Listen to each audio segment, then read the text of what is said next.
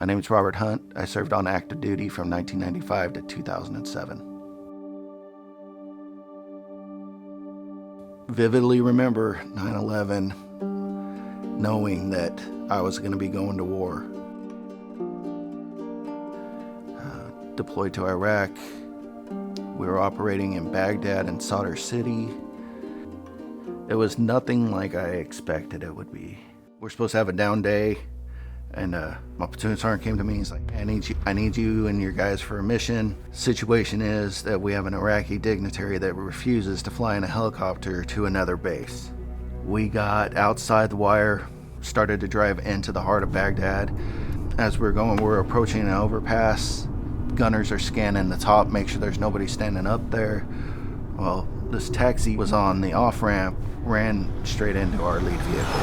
I jumped out of the trail vehicle and I went out and I started pulling security. A few minutes passed and then there was a single shot heard and I was on the ground. All I knew is I had been shot in the face and I was bleeding and spitting blood everywhere. Started giving orders of, what we were gonna do. The decision was made that we were going to go back to our base. We weren't going to continue with the mission. We got maybe a quarter mile away. Got hit by an IED, detonated on the driver's side, blew across, got back to the base. I stepped out of the vehicle. My first sergeant commander, like, what's going on? I handed him my rifle and passed out. When I got out, I was told, you just go to your local VA and they'll help you get you set up. I spent probably the first 9 months trying to navigate the whole system and everything on my own. We found that the C2 and C3 vertebrae were fractured. I struggled to find a job. I didn't feel like I belonged anywhere. I couldn't connect with people. I didn't know anybody. And then one day I was walking into the grocery store and there's these two guys with funny hats on asking if I wanted to donate to their poppy drive. It was two members of the VFW. We just had a conversation. They're like, should you come to the VFW?